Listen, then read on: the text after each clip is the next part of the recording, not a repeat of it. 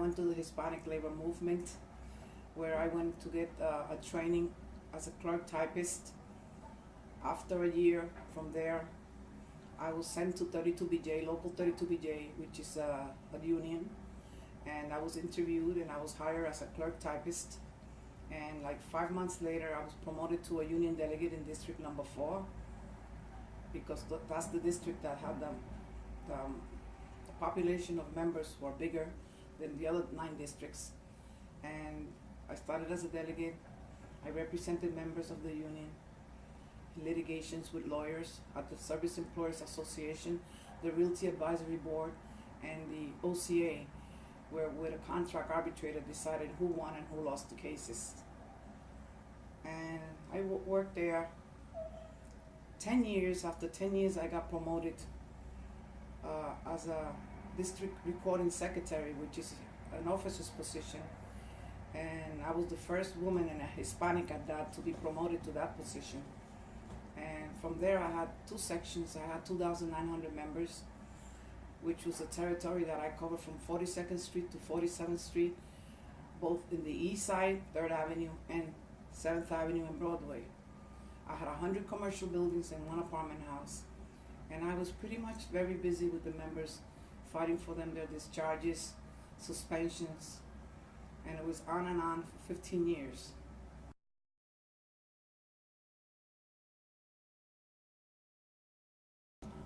I had a specific case in the CUNY Center where 7 members were discharged because they had their floors had emptied out supposedly, and they were discharged after many years because the work was not there. The floors were empty, no tenants, no work. So the shop steward of the union that represents the members at the building came and gave the complaint to me about how they were discharged, and for me to come down to the building and measure the space and check the work, and he would specifically tell me what floors, what work, and I certainly did. I showed up the next day to the building and I went and measured the floors, 7 different floors, 7 people got discharged. Mind you, these were married men with children and wives to support. And this employer, these people were there for years, and I'm not talking about 3, 4, or 5 years. I'm talking about 15 and 20 years and over. And they had were discharged supposedly because the job was not there. So my boss told me, go down there and check, Esther, see what's going on down there. I went down there, I measured all the floors, the square footage that they had. Most of them had more than 4,000 square feet, which that was above the square footage they were supposed to have according to the bargaining agreement, the contract between management and the union. So I told the shop steward to come to the union. After I checked the whole building, I found that the work was there, that the tenants were there, and I came back to the union. I told them to go down, file a complaint, and I took the complaint to the arbitrator's office because they wouldn't settle at the Realty Advisory Board. And this took about 7 or 8 months. These people were unemployed, and it was getting to me because it was a lot of months. It takes that long to get an arbitration case because there were many. It's 9 districts. So I finally got to the arbitrator, and they sat before the arbitrator and the union delegate, which was me, and the union lawyers, and then the management side with their lawyers. And they went back and forth until I finally proved with the pictures that I took. I even took pictures of the tenant with their permission. I brought in the square footage that they were up beyond what they were supposed to do. And I proved completely to the arbitrator that the work was there, and these men were supposed to be reinstated back to the CUNY Center on West 42nd Street and 6th Avenue, which they were. And they all received all the retroactive, the sick days they lost, the vacation days that they lost, all the days that they were unemployed. So this became a huge, huge settlement that I did in that CUNY Center, where I placed back 7 people. And that to me I was proud of it, because imagine, here I am, a Puerto Rican, a woman at that. There's only male delegates in the districts. and I'm the only one that gets promoted as a Hispanic and a female. Okay, for that higher position, that was a man's position back then. Well, I told the arbitrators that I went down to the building. I remember the arbitrator's name, Mr. Herzog, Robert Herzog. I said, Mr. Herzog, I went to the building, I measured the floors. Supposedly the floors were empty. They discharged it because there were no tenants. Every single desk was occupied by a different tenant. And I even took photographs of the tenants. And I spoke to them, and the job was there. They said they couldn't understand why they did that. So after I had proof, the proof was the square footage was there, the work was there. And guess who got the work? Well, they were out 8 months, the rest of the members.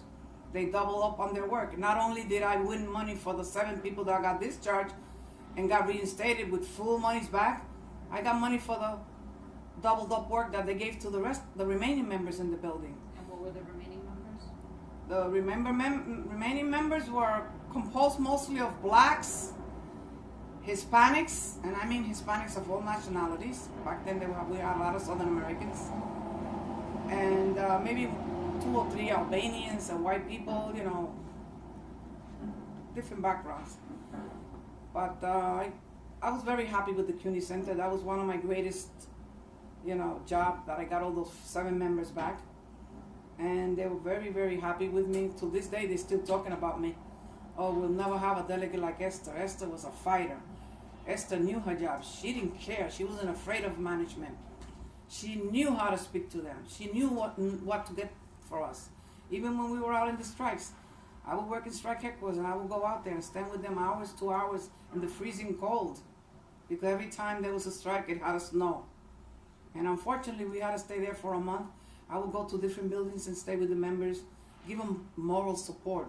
When people are fighting for their jobs, you go out there and you go and you bring up those signs, you know, unfair labor practices, unfair employer, got unjustifiably discharged, the wages, different things happen. And I was out there in 3 different strikes. The last one being 1996, which was freezing. I caught pneumonia and I still went out there. And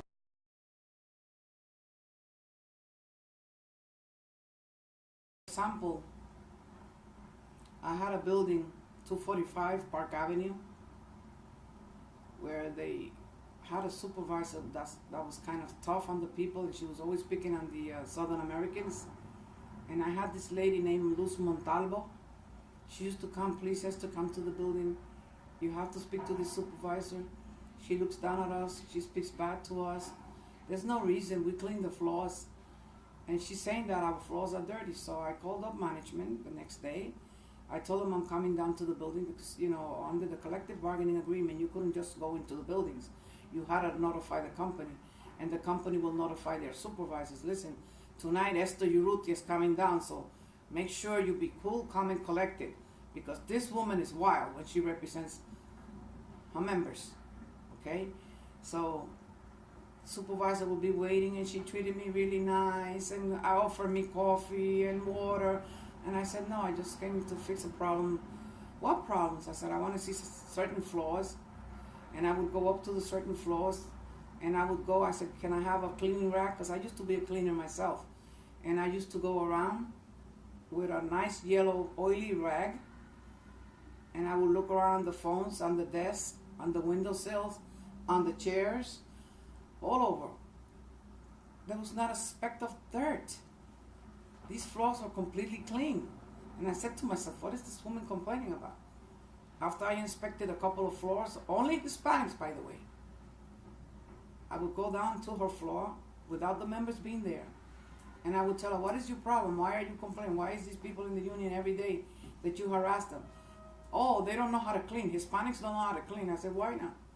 I just went and look, the rag you gave me, look. Oh, that's because you didn't bother to clean. I said, no, I went over the phones and the desk. There's nothing to clean. It's clean. The garbage cans, you could see yourself, your reflection in the garbage cans. That's how clean they are. They don't have to wash the garbage can. All they got to do is discard the garbage and put it in a plastic bag. They even wash with soap and water. What more do you want? What is it with you and the Hispanics?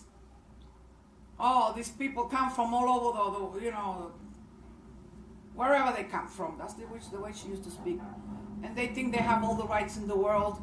And, you know, and we can tell them nothing. I said, what do you mean tell them nothing? You're complaining, you're telling me that they don't clean. I went up there and inspected the floors. Not one of them is dirty out of the 7 that you gave me. That's 7 different Hispanics. Yet I don't see the other people going to the union. You don't pick on them. Why? You're not from this country. You're a European. So you're an immigrant just as they are. So what's the problem? And you made it here. I'm the supervisor. They have to listen. Yeah, of course they listen to you. They respect you. But enough is enough. Either you stop it or I'll hold this building down and this building will not be cleaned. And I'm sure the building manager and the owners will like that. Then she says, no, Esther, you don't have to go so far. Okay, I'll try to get along with them. Okay. To her, they were always late.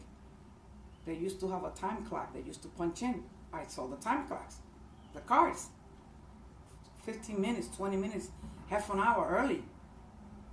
This complaint that she made to her employer. And I got to a point where I finally and I held the building. It wasn't cleaned. What does that mean to help? You hold the building down means that nobody cleans. I took out everybody and brought them down to the basement, and they all had to comply because they were union members. They wanted me to represent them. They were paying dues for me to come down and represent them. And when I say this building stops, that building would stop. They used to call me the terror. Mr. Babona will pay you not to send that woman down here. That's how tough I was when it came. If they made me do something like that where I had to stop the workforce, that was bad. And remember, the tenants were watching. The building manager was watching. They didn't want none of that problem. So finally I got that lady settled down, that supervisor. She stopped being prejudiced. The woman started coming down. They used to bring me flowers and chocolates. I said, no, you don't have to do this. And said, thank you, God bless you. Now it's a pleasure to go to work. And you know what? They made more of an effort. Now they pushed themselves to do better. And she was happy. And she says, I'm so sorry. I don't know what got into me. But you know how it is. I have a husband and kids and college. I said, I know. I knew that you have problems in your house. I knew you. But, I'm sorry that I held the building down. But that taught you a lesson and everybody else not to mess around with Esther, the union delegate. And that's how I pretty much did in many buildings. I remember they called the cops on me to get me out. And when the police came, they couldn't touch me. I explained to them, and I have the collective bargaining agreement. I told him that was going to come. He has no right to have all this, and that was another. This was an owner, the Realty Advisory Board. They were the big shots of the industry. They thought they were invincible. Nobody could touch them. And I held that building down. Cops or no cops. I stopped the workforce. I told them nobody work here. And then half of the union came down. But they saw so many cops, half of the union, all the men came down and surrounded the building and went inside the building. And I was just sitting there calmly speaking to the building manager and the owner, the contractor. And I says, next time you pull this, I will hold the building, period. Again, and this doesn't look good for you. So in many buildings, they got a lesson from me, a couple of buildings. After that, I didn't have to pull, thank God, no building hold them down. They would usually settle with me. They had a lot of respect for me, let me tell you, after that. And I didn't have to curse at them. I didn't have to threaten them. They brought even the police department down on me. I wasn't afraid of the police. My daughter was a sergeant in the police department. My son-in-law a lieutenant, another one was a sergeant. My brother, 30 years in Puerto Rico as a cop. Why would I be afraid of the law? I respect the law, but let the law respect me too. Don't come yanking me or holding me when you don't know what it's about. I explain to the officer. I show him the collective bargaining agreement that if I give the employer enough time that I'm going to hold the building down and he doesn't listen to me and he just goes away and I hold the building down, he can come and bring, problems for me because I went according to the collective bargaining agreement. And in that one, as a matter of fact, my boss shook my hand. That's the first time in history that he would shake a woman's hand, all right? Because I did a wonderful job. And I got my members what they needed, no more. They didn't bother them anymore in that building. So it's a lot of buildings, a lot of members, but I know that I could sleep at night because I know I did good by my members. That's all I could say about the union members. I consider them my members because I represented them, but they were truly the union's members. But 2,900 members of the union I represented, and proudly. And that's all I have to say. Well, and I hope I did a good job. Okay, wait, one more. Oh no. Do you feel like, what do you think molded you to be so direct, so bold, so aggressive when it came to bargaining with these employers? I was bold and aggressive and strong in character with the employers because I started here working with working papers when I was 16 years old. I worked in factories, okay? I worked cleaning people's houses. I worked in the Diamond District, delivering diamonds for diamond setters. I worked in IBPI security forces where I was a staff sergeant. I worked for Channel 7 American Broadcasting. I was staff sergeant there too, and site commander. So I did various jobs. And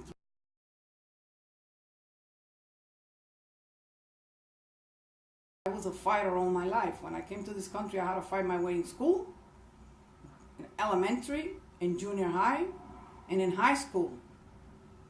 So that's what gave me the instincts of fighting. If you don't fight in this country and you don't speak out and you don't talk, you don't get anywhere. The only way you get is by sitting down and talking to people and telling them this is what you're doing wrong, this is this.